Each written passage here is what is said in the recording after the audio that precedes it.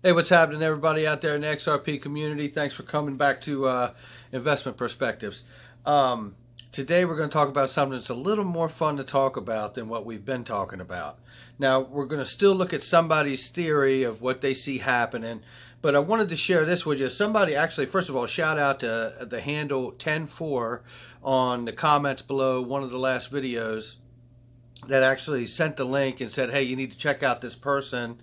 Their profile is HEXAGON on Twitter, and they've posted it for everybody to see. It's like 18 comment thread, and they are at HEXAGON 753-65509. You can go check out their profile and see exactly what I'm going to go over with you. They have a really cool theory about the way they see things happening. It's not a price prediction, which is one thing I really enjoy about this. And then the other thing I really enjoy about this too is that you can tell the person is coming at this the way they see the markets operating and behaving. And I really like it when we can look at things from that kind of a perspective. So very quickly, I'm going to try to move through these things. And then afterwards, let's just talk about some of the things that I think we should just kind of dive into as a community as we hear what he has to say. So, or he or she. So here it is. So Hexagon writes, first thread is, retail seller and institutional liquidity markets must coexist and be separated. So they're kind of suggesting that there would be some kind of classification and regulations and decision that would continue to allow two markets to run where you can't cross your retail buying into the institutional, and maybe they would allow it so the institutional could actually dip into the, which we'll get in later. So let's go to the next thread. They're suggesting right out of the gate that they will allow the retail market to exist. Both markets will exist, but they will need to be separate for what the institutional liquidity would need to be on a daily basis. So, and more. We're going to see. Let's keep going. XRP early adopters are a part of the experiment. Now that is just a general thread that he had written. Let me open up the thread here. So here we go. Okay. So institutional markets will be exclusive to banks and institutions. Retail market resellers will have access to the retail market only. So there you go. And then institutional market signed participants will have an on-demand liquidity access to retail market for low-volume micropayments and exotic settlement corridors. Institutional market will be used by banks and institutions for high-volume settlements. Really, really nice perspective right there. There's a lot there. Let's keep going. Also suggests that because we'll have the retail market remaining and contributing to the liquidity factor, sell and buy walls will be stable in the institutional market due to terms of use agreement and absence of speculative third-party resellers and retail market takers, which is us, right? So keeping going here. The value of XRP digital asset will be agreed, and the agreement will be signed by institutional market participants in order to achieve the best ecosystem's performance, liquidity, and settlements flow. Okay, let's keep that moving. Retail market investors will appreciate, XRP value based on institutional market valuation.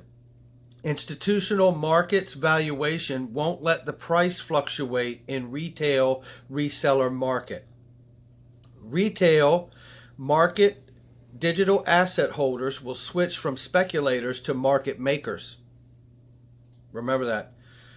Thus building stable sell supply reflecting institutional markets XRP's price value. Institutions and banks don't necessarily have to pay retail investors for high volume liquidity settlements due to available high liquidity settlement rails in institutional market. Again, suggesting a two systems running there, the retail side and the institutional side. Let's keep going. XRP digital asset will be added to the SDR currency basket, the IMF, thus stabilizing monetary system and RippleNet's ecosystem. Another key point to this person's theory here. Problem solving. Who's going to pay for retail market XRP holders? Now check this out. New coming retail investors, not institutions. only demand corridors, institutional market will provide high volume liquidity rails amongst institutions for itself. So the suggestion here is that the powers that be, the institutional financial adopters of this, would leave the retail market open so we, the retail buyers, could buy and sell each other out, and they wouldn't even have to pay for anything. That's a pretty credible thing to me. That just sounds like, wow, some of this might be right dead on.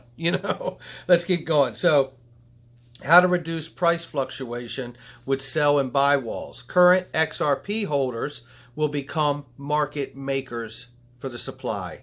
They will build sell walls based on the institutional market price, XRP price, and the retail market makers won't be willing to sell cheaper than the institutional market price. So basically just suggesting that both will come in line with some kind of a decision that's being made at their suggestion, that would be made to accommodate the liquidity for the institutional side. So let's keep going. If demand is higher than supply in retail market, XRP will appreciate, thus benefiting price and liquidity growth in both markets. Okay?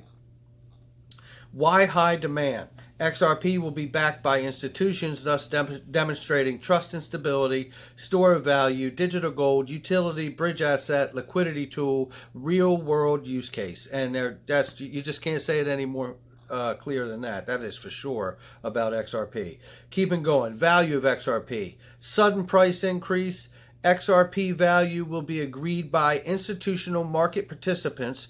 Retail market price will be reflecting value accordingly.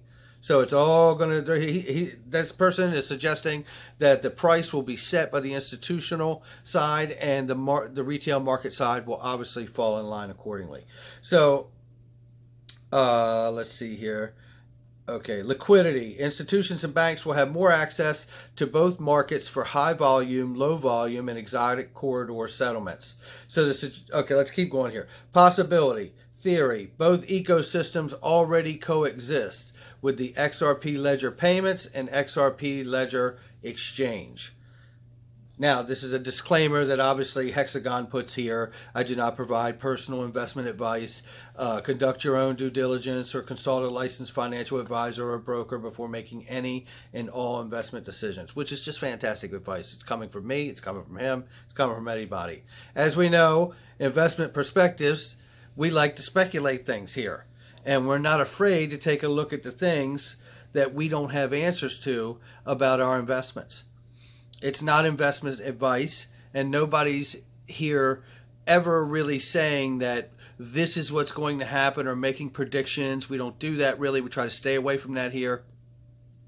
What we like to look at is kind of what's laid out in this theory. I think this is about as good as example as anything, and you guys have done it in your comments even, to bring forward ideas or notions that are speculative.